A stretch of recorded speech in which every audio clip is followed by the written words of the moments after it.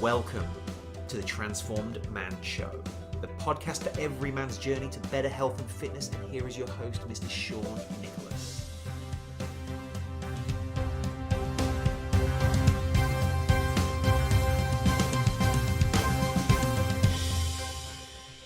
We've all heard of the term midlife crisis. Well, some of us have even experienced it, or may be going through it at the moment. Or we may be on our way to experiencing this midlife change point. In today's podcast, we're going to be talking about midlife crisis, midlife change, and how we can turn that to midlife mastery. We're talking with Marg Loftus. Marg is an experienced teacher, facilitator, and transformational coach that works with people through this midlife change. Marg uses her skill to help people discover their true and authentic self, and we'll talk about that in the show. She also reveals the 3 most fundamental things that we can do to make our way through this midlife change point and turn it from a midlife crisis to midlife mastery.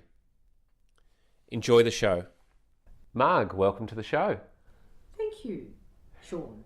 It's great to have you on the show, and especially talking about this topic for many of us, which is important about midlife change.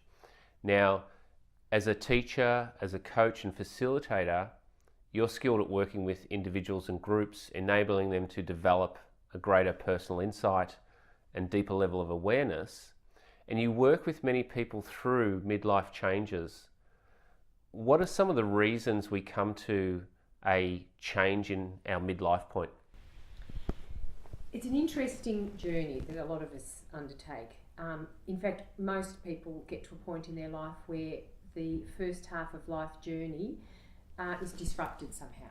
So can I just say that the first half of life is about building up the ego, your career, your partner, work, getting a house established, family and all that sort of thing. And most people are working very hard and concentrating on that part of their life. And so they feel this part of them, what I call the performing self, is really who they are. But there's always this other part that you're born with that tends to get covered up over the years. And so when you get to around midlife, there's that part of you that needs to have a voice. And we don't always hear it, even though it's sort of wanting to be heard, the more authentic part of us in a way, if you like. So it often around the midlife, something can disrupt that first half of life stuff, or the career path, or a relationship. They usually talk about the 3 biggies. It can be a marital breakdown, it can be a job loss or disruption, or health. Sometimes people need all 3. Yes, I've been there. Yes, okay. Experienced that, so yeah, I understand that, and I think many of the listeners will understand that point. Yep. So when people get to that point, a lot of the tools and parts of their personality that had worked in the first half, they just don't have the resources to deal with these crises, and people start to flounder. And what my work is very much around is helping people to see that this is a necessary part of growth and development, and that without it we always stay rather childlike, or childish rather. Being childlike is a good thing because you're open to change and newness and growth, but being childish and immature is not where we want to be when we're in our older age. So this second half of life journey is all about discovering who we really are, the authentic part of us. And a lot of the things that used to satisfy us and make us feel good about ourselves don't sort of work anymore. And of course the danger, and we see this often with men in particular, they try to recapture their youth. So that's when they go and get the sports car, get a younger woman, all that sort of thing. And they're trying very hard to feel as good as they did when they were younger, when they were so successful. But it really never works because something deeper is calling them. So when you say that they try and recapture their youth, is that also a distorted view of their youth that many try and recapture?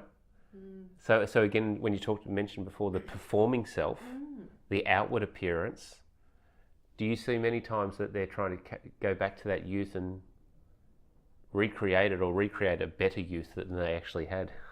Look, that's very possible.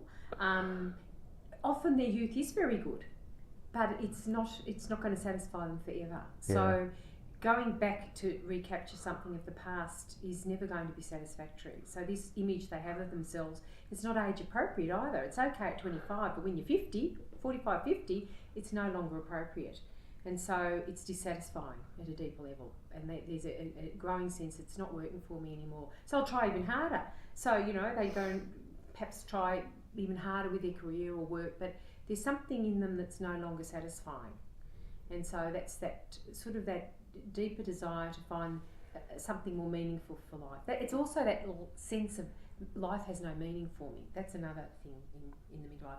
Now, I need to add that some people enter this stage when they're much younger because a crisis happens when they're much younger. So they can start this second half of maturation at an earlier stage, but it's more common around the 40, 45, 50 point. Yeah. And so when we go through this midlife change point or just change point in life, how important is self-awareness through this stage? Well, that's the thing that people are having to learn about, because we're not taught really to do self-observation. It's very much, the world is very much out there. So learning to become more self-aware is very much a part of what we need to discover in this part of our life. And that's why there's tools that can help you here. Guides can help, coaches, counsellors can help you here.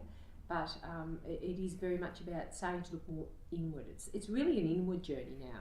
You know, as I say, it's an inside job. It is, and it has to work inside out. I know my own experience was work on the inside first, and the outward transformation seemed to happen much easier.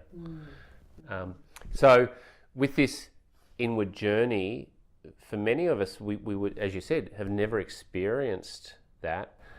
And you mentioned their self-awareness, but you also mentioned starting with self-observation. So is that just turning back to having a mindset of looking at what is and what is the reality? And what do you mean by self-observation? Where do we start? Okay.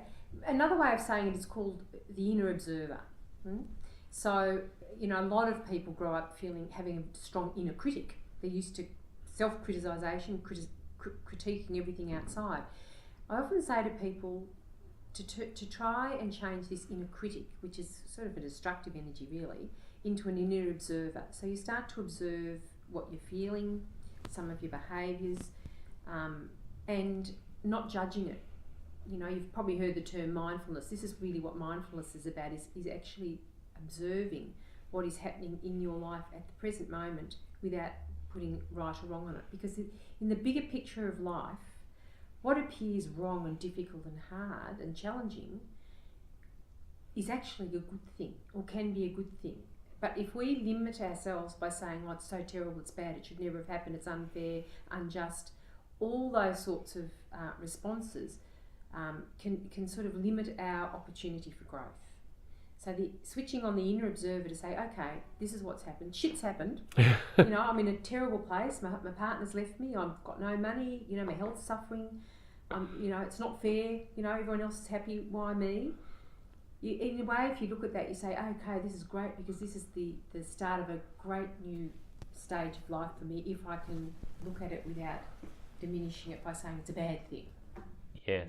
I talked to some people about my journey, and I said that life taught me lessons of messages come in three ways: a freight train, a fist, or a feather. Yes. And sometimes in this midlife crisis point, the freight trains hit you, backing up, hits you again. Then if you learn, you turn on this inner observer, you realise that you can change and react to the fist that hits you. Sure. But ideally, we want to get the feathers, the messages from the feathers that the universe sends us to work through. Sometimes we need that big jolt to get us awake. Yeah. And as I said, sometimes, as you say, the first, you know, we're not aware. We keep fighting life, and sometimes we have to get to a point where the ego is breaking down. I often people feel like they're having a breakdown at this point, but I like to look at it, it's more a breaking open.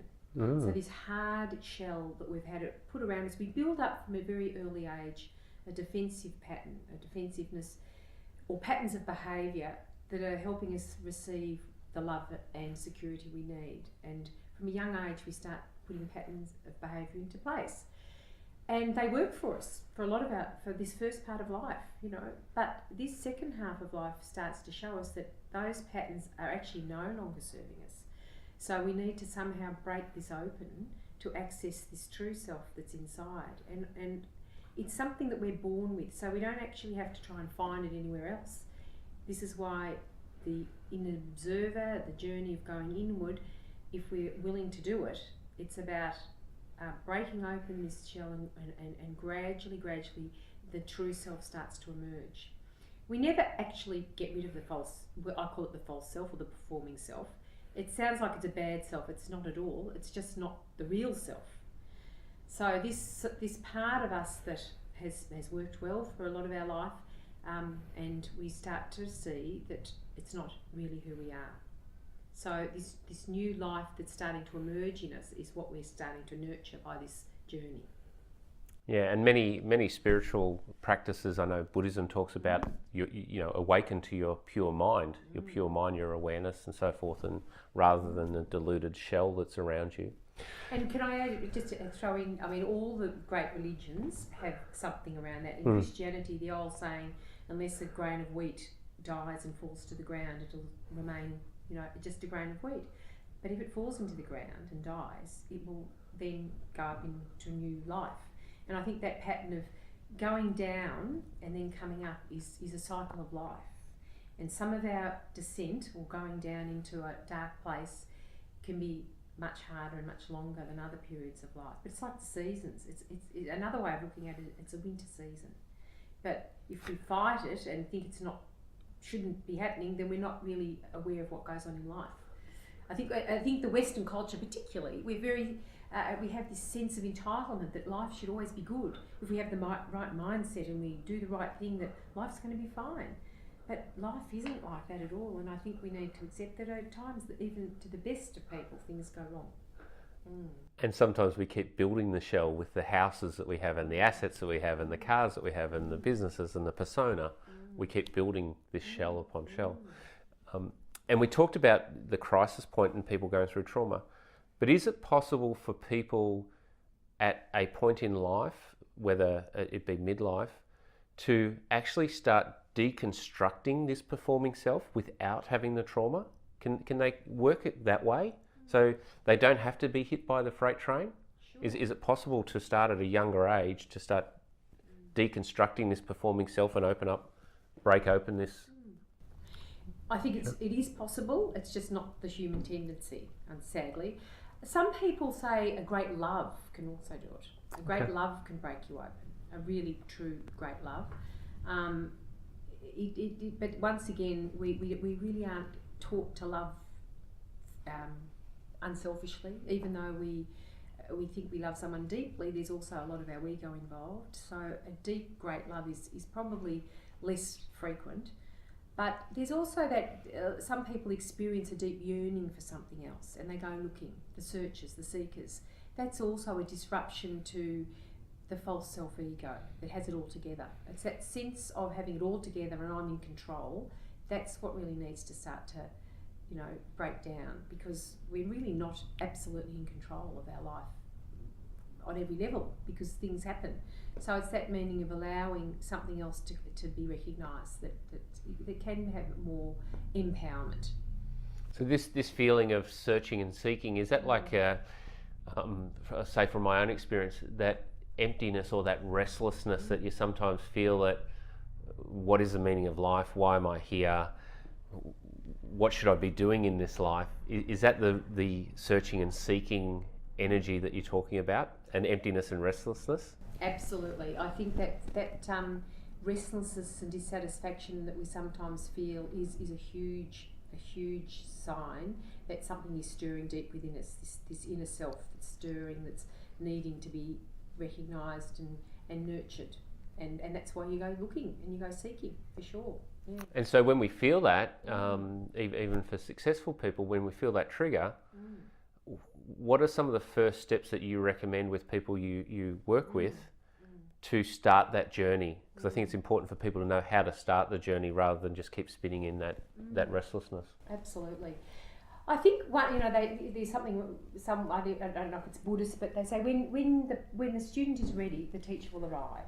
And I think it is important to find someone to help you walk the journey, because you can really flounder. There's also some really good books out there that can nurture this side, if you like, the spiritual, deeper sense of self that's starting to really wake up. And also I think the practice of not looking at loneliness, because often people experience deep loneliness at this stage because no one really is walking the journey with you. It is something you need to do on your own to some extent. If you start to turn that sense of loneliness and spend times in solitude, it's a huge way of starting to nurture the inner self. And there's practices that can help you do that. Just simple breathing meditations where you can take time out just to sit in a chair and look at your breath. That's a very simple introduction to stilling the mind, paying attention to the breath, and just finding practices that are going to help nurture this sense of the self that's emerging, that will come out in solitude particularly. And then you'll find a teacher or a guide to help you, and then in that also will lead into perhaps another group of friends or other organisations where you start to feel more of a home base for yourself. Now you mentioned something there that scares many people, and I'm sure listening to it, so many people triggered when you said solitude. It Different can be to loneliness. Yeah, but solitude can be a scary place. Of course it can. And we're not used to it. We're not taught how to do solitude. We always need to have television and music. And I know the feeling, especially when you're feeling down. You want any distraction to stop you feeling the pain. But until you start to work with the feelings that are arising, you're going to stay there, or you're just going to prolong the pain. So that's why you don't have to torture yourself and say, well, I'm suffering, I need to be alone and in solitude for, ever. I'm just saying, make time in your day where you have a practice where you will embrace the solitude. It can be 10 minutes a day, just 10 minutes a day to embrace your solitude and realise that you're not in loneliness. You're actually with yourself and a deeper part of you that's needing to be attended to. And then gradually, you almost feel you can't go without that time of solitude, because that's where you get your nurture and your strength and your sort of the life that you need. It gives you life. It doesn't take it away from you. Take that on board, people. Solitude. And it can start with, like with many things, I know change is hard for many people. It can start with just sitting, like you said, just sit for 5 minutes, 10 minutes without the distractions of life. Do you see that as a good starting point at the simplest form of solitude? And I think too, if you find it, I often think people need, their thinking needs to sort of start to get something, especially if you're a head-centred person that does a lot in the head. Sometimes you need to find some sort of literature that's going to feed this growing you, and sometimes by just sitting and reading some material that's going to be helpful is a really good way to start. And then you put that away and just spend a bit of time in silence. And another really, really important thing I encourage people I work with, is to keep a journal and actually write down feelings, things that are stirring around, and you write down little quotes that you find helpful, but it stops it spinning in your head. You get it down on paper and you start writing down what you're struggling with and what you're needing. And it's amazing if you look back on those writings 2 or 3 months later, you start to recognise that actually I've come quite a long way from where I started. But it takes a bit of discipline, it takes a bit of intention. It's not all fluffy. This sort of journey is not a fluffy ride. It actually takes a lot of determination to stay with it. It does, because it's always easy to go down the route of distractions and avoidance and denial and switch on the TV and alcohol. A lot of people turn to drinking heavily at this stage too, because it can be painful. But the thing about painful emotions is that if we fight them and push them away, they're going to become a monster. And one of the parts of this developmental journey is to stay with the feelings and actually stay with them long enough for them to disperse they're just a form of energy, and if you keep pushing against it, it's just going to get bigger and bigger. But if you say, okay, I feel shocking, I'm really hurting, I'm going to journal these feelings for a while and just stay with them, even welcome them in it. I know that sounds ridiculous. There's a great poem I could read out in a minute, but it talks about being able to welcome in some of these feelings and emotions because they're actually your teachers, and you don't realise that they're actually helpful. So don't be frightened of feelings. We're often frightened that anger's a bad emotion. Anger's a great indicator that things aren't good and right. Doesn't mean you have to express anger in a destructive way, but expressing healthy anger is a good thing. It's also a movement, and if anger is sitting in you and it freezes, that will lead to depression. Frozen anger is a 101 psychology. It will lead to depression. So being able to voice your anger, write out your anger, deal with your anger can help you from going down into that deep, dark pit of depression. I'd love to hear that poem. And while we're talking about the emotions, as my understanding and knowledge grows and work in this area grows, the emotions are just the triggers of things that are happening around us. Yes. And so they're instinctive. They come up and they're just like the little warning bells. We then can work with those triggers and behave in a way that actually empowers us from those triggers. That's what you're saying with dealing with the anger. The anger comes, it's a trigger, it's a sense of saying, hey, something doesn't feel right, then dealing with it. So when you're talking about the journaling and the awareness and the observation, the journaling can help with understanding those triggers and build up better behaviours. Do you find that? Yes, I do. And also by writing it down, you start to make space for other things to come up. So writing it down, you get it out of your head, you get it out of your sort of spinning around in your body and your head. You get it right, you write it down, and then even just sit with it for a while in the solitude, and make space for what it's teaching you. And then in that solitude, you may get an insight into what it's all about. And once again, write that down, and that's how you start to get this inner observer working for you to create this new abundant life. I love to say it's creating a new abundant life in you, which is much more fulfilling and satisfying than perhaps the life that you led earlier on, when it was all, building your bigger towers and success and all that. So And I like your approach to this midlife change point. Rather than talking about midlife crisis, it's more talking about midlife mastery. Absolutely. And any mastery takes work. Absolutely. Any new skill takes work. And just want to pick up on the journaling because people hear about it, talk about it. I know in my experience, talking about it and journaling, working out how to journal properly is also something to understand.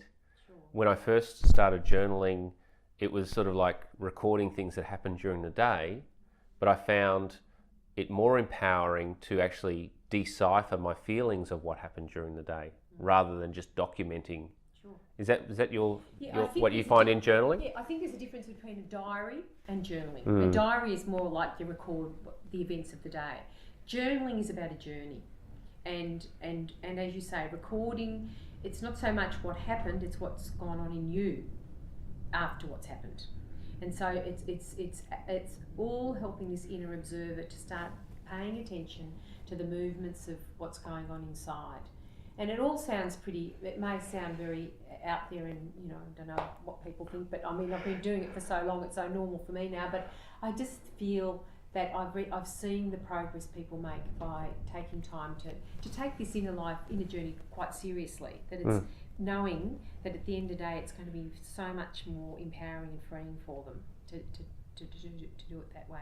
Yeah, and if we think of it in the mindset of just midlife mastery, then it's a matter of building up the skills to master how we behave and how we act and how we journey on the next stage in life. So I really like that insight that you're bringing. We're talking about the meditation and perhaps sitting quietly.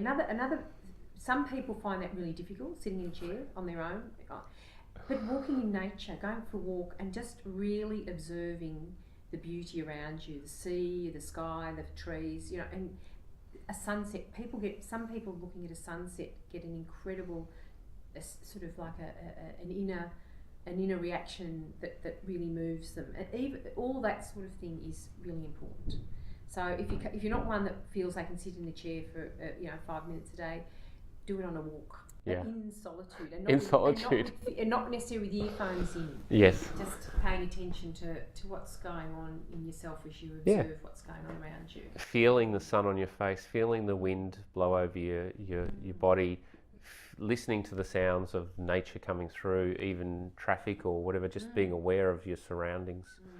A friend of mine talked about growth in a way that there's no way we can grow without having space.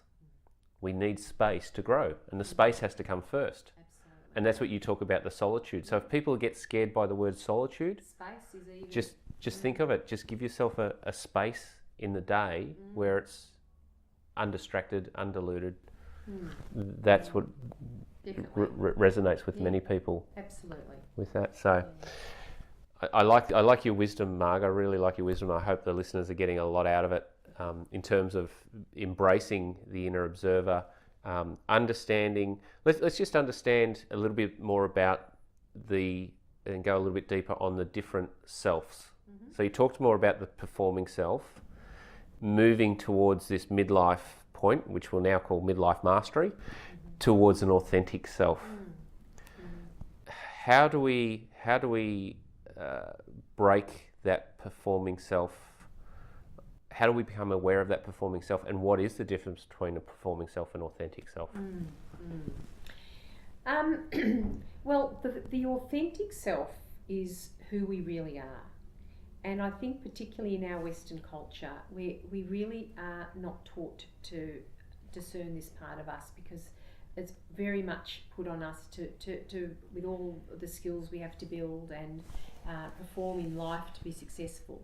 So from a very, very young age, we start to put this other self around us. And as I said before, we call it a false self, not because it's a bad self. We actually need the false self. There's no doubt about it. We need this part of us. But if we recognise that that's all we are, we get very, very stuck. So we've got this false self that we've been putting layers and layers and layers around us over part of our life. The authentic self is buried, and this is where I think people, when they get to this point in their life where they feel a crisis hits them, which you talk about, the resources that we used in this first half are no longer helpful. So we need to access something else within us. And this is where the authentic self, the real self, who we were really born to be, if you like, starts to play a part. And we never get rid of the false self. We start to dance between the two. And gradually over time, more and more of the authentic part of us is growing, and perhaps we're not relying so much on the other part. So it's not a one-off step. It doesn't happen overnight. It's really the rest of your life journey. And you hope that as you do some of these more finding space for yourself, reading the sort of books that are going to feed this. Another thing is the soul. That's not being religious. It's the soul of us. The spirit or the energy. Yeah, the true self is really that soul part of us that's authentic. Then we start to feel that we can act more authentically in every part of our life, and less influenced by what we should be, what we feel we have to be, which is often parental stuff that's been put on us or whatever. So we start to free ourselves up from a lot of the judgments and the criticisms and the expectations of our younger years to find, well, really, who really am I without all that? And over time, this starts to arise, and it's so freeing and very empowering. I need to stress that it's a very empowering place to be, especially after you go through this period. It can be a long, dark period. I think if you think there's a shortcut, it can take years. It can take years. But I always say to people I work with, look for the little glimmers amongst the darkness. There will always be something there that's encouraging, that is really can uplift you, even momentarily. You're not alone in this. It's a life. It's actually a condition of life that we need to journey in. And the thing is, often big wealth and power will actually prolong this necessary journey, because you can get away with staying in the first half of life. Some people die in that first half of life, often very empty and unhappy, but they don't feel the need to do it because no real big crisis has hit. So just that's very interesting to actually observe that. It's often when you're broken. This is when this starts to happen, when you feel that you're breaking. And this observation is very important. I'm sensing it's very important that, and you mentioned it with people who may be surrounding themselves with power or assets or materialistic things. They're lost inside that, and they're not actually seeing that the power and the wealth and everything is just a mask around this performing self. That's what you're saying with that observation. It actually builds up the performing self. The performing self is actually very inflated, and it can also be very deflated. So people that think they're humble and talk themselves down all the time is actually just a deflated ego. It's not a healthy ego either. It's a very unhealthy ego to be always deflating yourself. So an ego can be very inflated, where you think you're the Donald Trumps of the world and you think you're bigger and better and more powerful than anyone. Or you can be sort of very mousy and think that you're being humble, which is really not. True humbleness is quite a strong thing to be. So the ego is this overinflated or underinflated part of us that it can be burst with a pinprick. It's the part of us that gets very defensive, that gets hurt easily, that reacts very quickly. If that's what you do in your life, your false self is really triggered. Yeah. And even on this journey of growth, you will still get hooked into that. That's always going to be a part of your life. But gradually, the reactive self starts to respond rather than react. You start to respond to life rather than just reacting and overreacting to life. So as you even just hearing that, you think, wouldn't I rather be someone that can take a breath before I respond rather than just overreact and make everything worse? And that's all part of the maturing process of the true self starting to sort of be more part of your life. And I've heard someone recently talk about the difference between an authentic self or authenticity and being inauthentic, which we can relate to the performing self, is that in an authentic state of being, you feel solid, like you're on solid ground, like everything is true, everything feels deeply true inside. And when you step outside of that authenticity, which I'd say is what you're talking about, into this performing self, you start getting into this instability. You feel like you're sort of stepping off the ledge into this unstable ground that you then have to start behaving and acting and defending and building platforms to stand on. Does that resonate with your description? Absolutely. It's not really, not much more I can add to that. But as I said, you have a dance between the two all your life, but the false self that's being is actually being fed by the authentic self. I mean, we all have to keep performing just to survive, I guess. But if the performing self is being nurtured by a more real self, it's not so fragile, you know. So, but you're right. I think when you experience the true self part, and you get glimpses of it, there's a sense of groundedness. Yeah. There's a sense of life is bigger and it's more expansive from that space. It's not a fearful place. It's not a place of feeling you have to do bigger and better and work harder. It's a place of knowing somehow.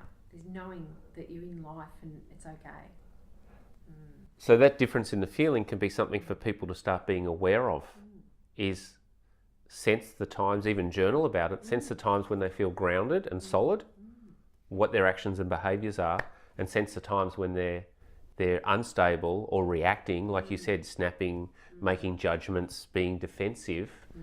Or ruminating on things that have upset you. Yes. Which some people, we can all do at times. But that sort of thing is, if you're in that space of feeling really unsettled about yourself, it's probably not. It's not a place of empowerment or feeling centered or grounded. And you, okay, well, I'm in this space now. Let's take a breath, let's sit down and journal a little bit about it, go for a walk, look at nature, just calm myself down and feel myself draw back to the centre within there. That real magnetic centre, if you like, within, that just draws yourself back to the true self. Yeah, that's excellent. So this breaking open into this new mastery of life and heading towards the authentic self, what are some of the experiences that people you've worked with have come out of it and reflected back to you on their journey out of this winter, out of this darkness period that's needed? But what are some of the experiences people have reflected back to you or you've seen in people? Oh yeah, look, I've got many stories, of course. I suppose one that comes to mind fairly quickly is someone that I've been working with more recently. A fellow that was incredibly successful, worked overseas, married, 3 kids, height of his career. And then the GFC hit, and his partner did the dirty on him and completely left him broke. And he got to a stage where he was so broken at that point, felt so betrayed by his partner, so financially bereft, that this process started then. So he had to come back to Australia, and his marriage fell apart. His wife couldn't cope with no money, and it puts a lot of strain on marriage. So she separated, and here he was back in Australia, no job. He had the most beautiful home he'd built by remote control from overseas, and had to sell this place. And so he was really at a very low point, and he turned to alcohol. So alcohol became the way to numb the pain, and of course he started to become an alcoholic.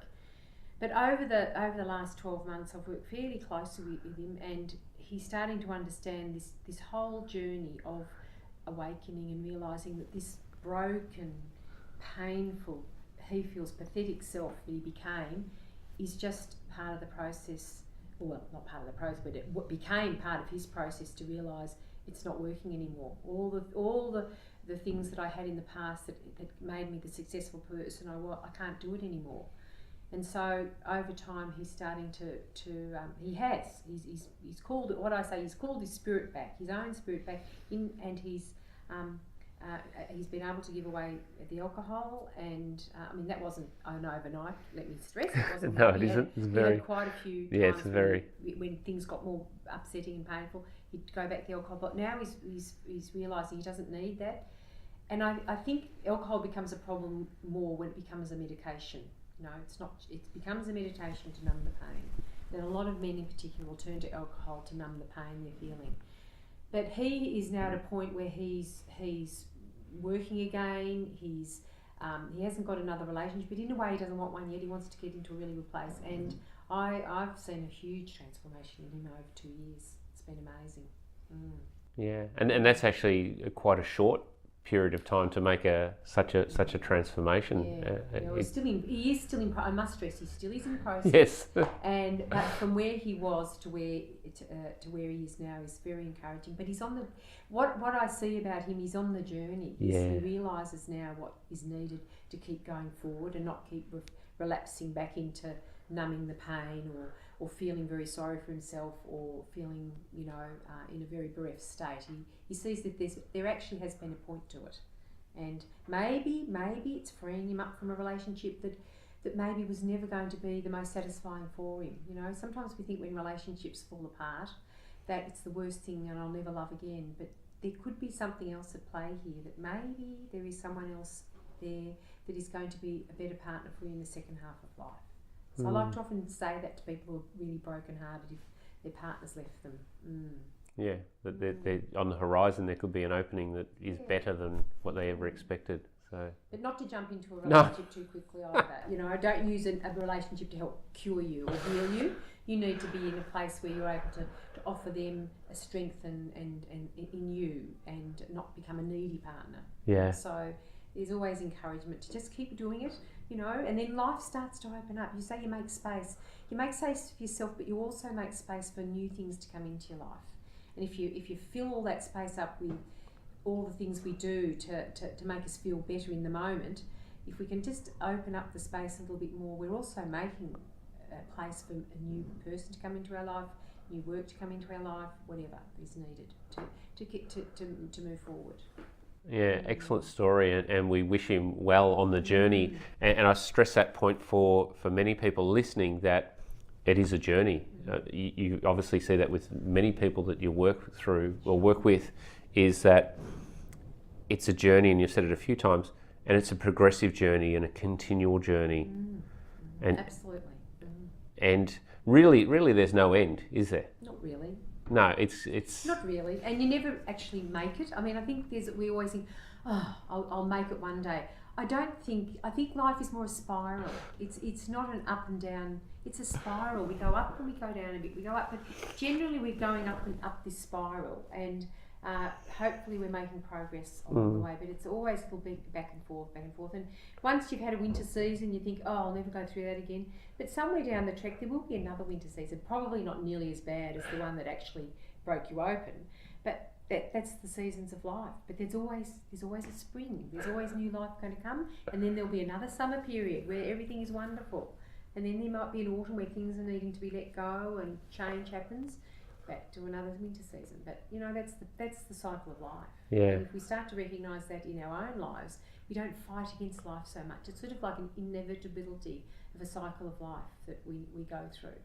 And it's a deeper understanding that I think we need to be letting people know that this happens, so they don't feel so alone in it and don't feel victimised by it. It happens. The one constant is change. Change is absolutely the constant. That's Change it. and death. Change and death. Yeah, that'll But happen. there always has to be a death before there's new life. There is, Always. yeah. You have to let go. You have to let go. You Yeah. can't sort of take it all. You have to transform, which is a mantra that I share with many people, is the continual transformation. So just as we're getting to the end of it, and before we hear one of the poems, is your perspective on during this journey and this work towards mastering this midlife transition, what's your perspective on the use of coaches, guides, mentors in helping assist this journey? I think it's essential, but it's also essential to find the right one. Okay. Sometimes you might need to play around a bit with different ones. It depends the sort of coach you have. Someone that is actually going to listen deeply and not try and push you too quickly. I think you have to be careful sometimes that it's the intention to move people on very quickly that takes the good work being done away. And we all are impatient. We all want it to be over as quickly as possible.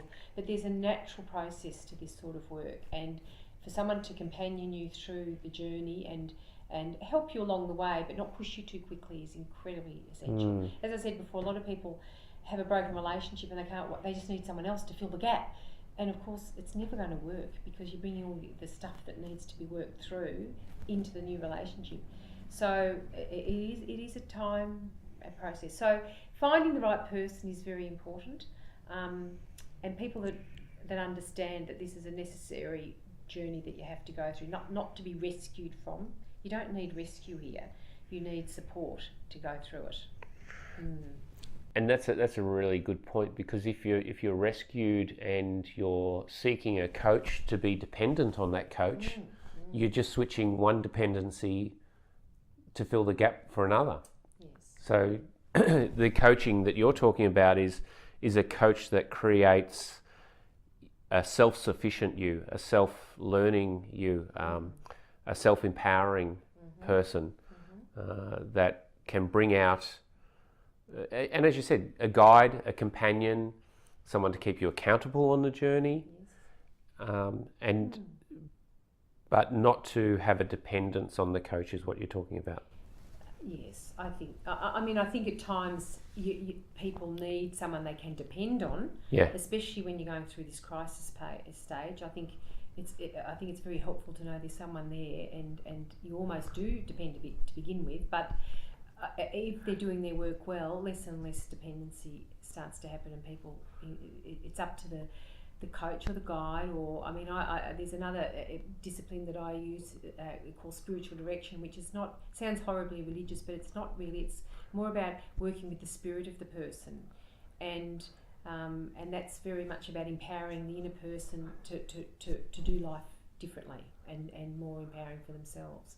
So yeah, I think it's very important to find the right person to journey with. And as I said before, when you're really putting it out there, you somehow will find the connection to find someone. Yeah. Yeah. And it's feeling that connection with people and Yes. seeing that you're heading in a different direction, sensing that. And sometimes it's a coach, you'll have a coach for a certain amount of time Yes. and they will have served their purpose. Absolutely. Yeah. And you can then move on. So you outgrow your coach. Yes, that's right. I think the one thing I often notice is that there's two types of people that you can work with. One will be to try and solve the problem. They're problem solvers. Let's solve your problem, we'll move you on. And that sounds appealing. But there's the other approach, okay, this is your life, let's see how you can do life better, and we need to work through where you're at and use these life experiences to help mature you and move you on. I think that's the approach at this stage of life that's needed. I like that. I like that indeed. Are we ready to hear this poem? Yes, I've got the poem. Yep, Let's have it up. let's have a listen to this poem, and then we'll wrap up our conversation and leave the people with some final pointers on mastering this midlife change. It's one you may have heard of. It's called The Guest House, and it's by a Sufi mystic called Rumi. And it says, "This being human is a guest house. Every morning a new arrival, a joy, a depression, a meanness. Some momentary awareness comes as an unexpected visitor. Welcome and entertain them all, even if they're a crowd of sorrows who violently sweep your house empty of its furniture. Still treat each guest honourably. He may be clearing you out for some new delight. The dark thought, the shame, the malice, meet them at the door laughing and invite them in. Be grateful for whoever comes, because each has been sent as a guide from beyond." Excellent. There you go. Thank you. I have found that very useful. Thank you, Marg, and thank you, Rumi. I'll put a link to where people can see that in writing or download it so they can take that away with them. I really appreciate it. I really appreciate your insight, and I know you've got a lot of experience in working with people through this change, and obviously through our conversations, we're inviting people to connect with you. Sure. Yes. How's the best way is through your website to connect? What's that? Website, or my website is www.margaretloftus.com, or an email address. Yep. Which is Marg, M-A-R-G, at margaretloftus.com. Excellent, and I'll put those links in the bottom of the show notes as well, and you can connect with Marg and experience her wisdom and insight into helping people through this journey, both as an individual or in a group facilitation, if there's a need for that, which is awesome. So we talked about performing self, we talked about our inner observer and the inner critic, and moving away from the inner critic to the inner observer. We talked about moving into some solitude or space if solitude scares you. And one of the important things I think people should pick up on is the power of journaling.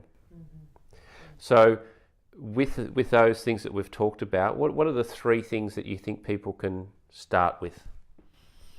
I think first the understanding that this is actually a really good invitation to a new stage of life, that it's not a negative thing. I think the acceptance that this is actually going to lead you into something much richer is a really good starting point. So you're not going to fight the process.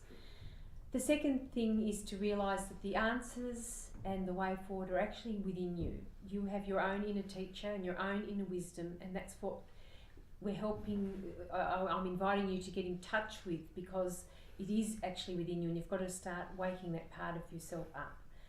And some of the methods to do that is, say, with journaling, because the journaling will help bring a lot of it up that you're not even aware of. So writing it down is a good way to start. And taking time and space out for yourself to do things that are nurturing the spirit, such as walking in nature, feeling wet. Bare feet on the ground is a good way to feel connected to the earth, and just doing things that are really an opportunity to wake this inner observer and inner self, the true self, your authentic self, up. How does that sound? That sounds excellent, and I think that if you're listening to this, note that down. Marg, that wisdom is awesome. I believe that, and as you know, and many people know listening to the show, I've been on a transformation journey, and I can just sum up to say everything that Marg has said has been part of my journey. So it's the way to go about it. And I really strongly recommend people connect with you through the website. You have a lot of, not only your stuff, but you have a connection with a lot of people in this area.